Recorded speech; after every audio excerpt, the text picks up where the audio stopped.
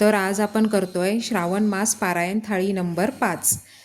तर तुम्हाला माहीतच आहे पारायणाला बसल्यावरती कांदा लसूण खात नाहीत, तर कांदा लसूण विरहित जेवण आपण दाखवतो आहोत।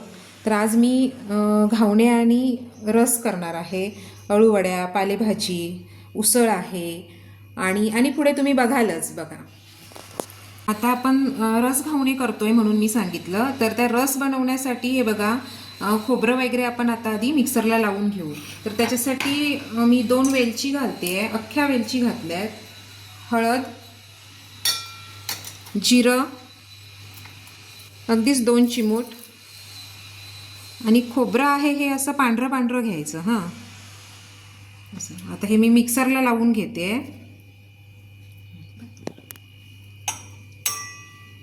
आता रस लावलाय मी, हा आता गाळून घेते। आता आपण या रसात किने गूळ घालून घेऊया, तुमच्या आवडीप्रमाणे तुम्ही घालू शकता, कमी जास्त। आता आपण चवळी बटाट्याची उसळ करून घेणार आहोत। तर त्याच्यासाठी मी हे घेतले, आलं घेतले, आल्याचे 2-3 तुकडे, आणि सुकं खोबरं, आणि गरम मसाला काय मी पावडर घालणार आहे, त्याच्यामुळे यात आता वाटणात काय घालत नाही आहे। आता कांदा नसल्यामुळे कांदा आणि लसूण नाही आहे, हे वाटण करून घेते मी। आता आपण चवळीची उसळ फोडणीला घालूया। कढीपत्ता घालतोय, थोडं जिरं, मोहरी आणि जिरं,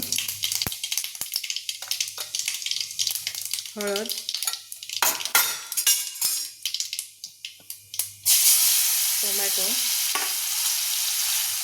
टोमॅटो भाजून झाल्यावरती बाकी थोडंसं घालू।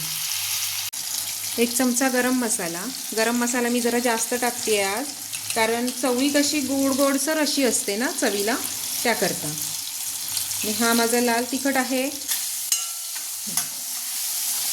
आता चवळी आणि बटाटा उकडला आहे तो फोडणीला घालून घेऊ।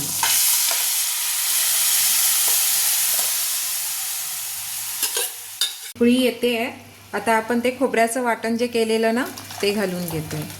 2-3 अशा उकळ्या काढायच्या वाटणातच, म्हणजे चव येते चांगली, आणि मग कोथिंबीर घालून घ्यायची। आता आपण तिखट डाळ बनवतोय, त्याच्यासाठी मोहरी, जिरं, कढीपत्ता, हिंग, मेथी पावडर जराशी, ती पण आवडीनुसार तुमच्या, लाल तिखट,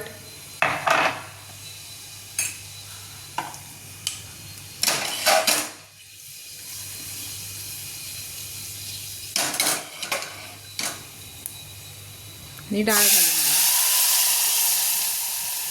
या डाळीत थोडंसं खोबरं घालून,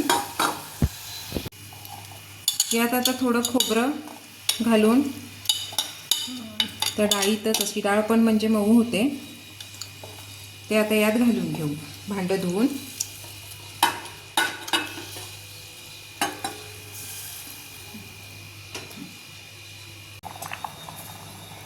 डाळीला छान उकळी आली आहे, आपण मीठ घालून घेऊ।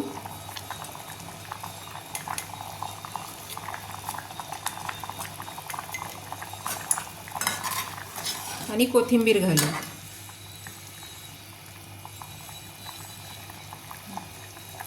उसळ पण तयार आहे, त्यातही कोथिंबीर घालू। यात मीठ आधीच मी उकडताना घातलेलं, त्यामुळे आता नको। आता आपण पालेभाजी करतोय, तर त्याच्यासाठी 1 मिरची घेतली आहे, थोडंसं आलं आणि थोडं खोबरं मिक्सरला लावून घेते। भाजी आपली थोडीशीच आहे, त्याच्यामुळे हे पण मी वाटण थोडंसंच घेते। हे बघा असं जाड भरडच लावून घ्यायचं, जास्त बारीक नाही करायचं। आता आपण पालेभाजी फोडणीला घालू। तेल तापलेलं आहे, मी तव्यातच करणार आहे भाजी, कारण अगदीच थोडी आहे। काय होतं, घरची भाजी असल्यामुळे अधूनमधून काढली जाते, त्यामुळे मग परत कमी मिळते। आता म्हटलं दाखवायचीच आहे थाळी, तर करू, नैवेद्यासाठी तेवढी करूया। भाजी झालेली आहे, आता आपण अळूवडीची तयारी करू। आता आधी अळूवड्यांचा मसाला करून घेऊ। त्याच्यासाठी मी 3 मिरच्या, पण ह्या मी लाल कलरच्या घेतल्या आहेत, हिरव्याच आहेत, खरं त्या तशा ओल्या आहेत पण पिकल्या आहेत. आल्याचे तुकडे, कोथिंबीर घालते आहे आणि थोडंसं खोबरं हे मी मिक्सरला लावून घेते आहे.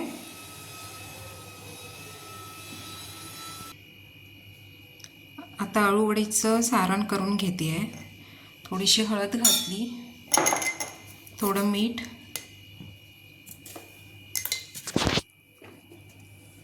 आगळ घालते आहे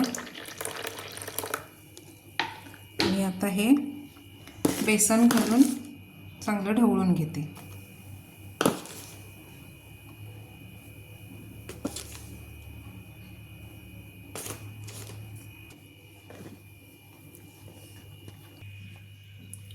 अशा अळूवड्या मी लावून घेते आहे. या पिठात मी तीळ भरपूर घातले आहेत.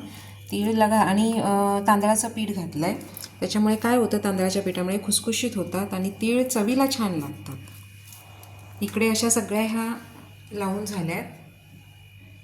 आता हे उकडून घेते. आता घावणे करून घेते आहे. घावण्याचं पीठ भिजवलं आहे मी आणि इकडे भिडं ठेवलं आहे. आता काय कांद्याने आपण तेल नाही लावू शकत, म्हणून मी हे नारळाची खिशी अशी एकत्र केली आहे आणि त्याने तेल लावते. आता घावणं आपण करून घेऊ.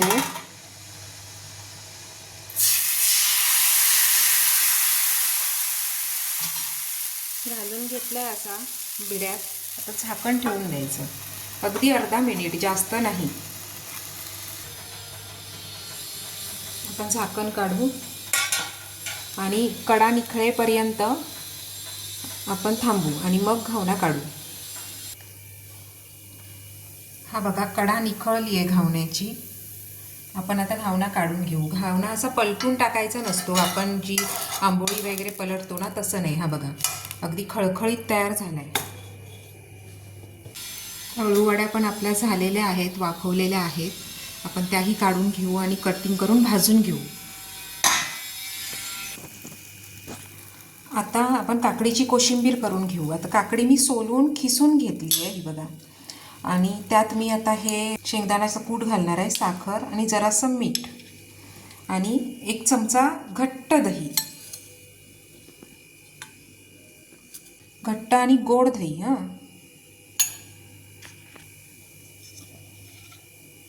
यात हे सगळं मी आता मिक्स करून घेते. कोशिंबीर आपली तयार आहे. आता आपण अळूवडी भाजून घेऊ. आपल्या अळूवड्या पण भाजून तयार आहेत. आता आपण थाळी तयार करायला घेऊ. आपली थाळी तयार आहे.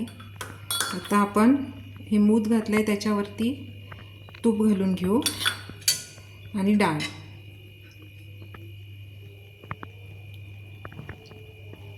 आता तुम्हाला काय काय आहे ते सांगते. घावणे केलेत आपण, रस मी करून ठेवलेला, गूळ घालून ठेवलेला, तो ढवळून आता रस काढून घेतला. चवळी बटाटा उसळ, पालेभाजी, काकडीची कोशिंबीर. काकडीची कोशिंबीर फार चवीला लागते. काकडीचा एक विशिष्ट वास येतो. आणि अळूवडी. बघा, आपली पारायण थाळी क्रमांक 5 तयार आहे.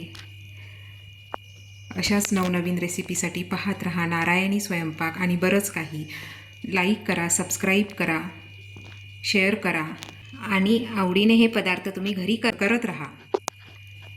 धन्यवाद.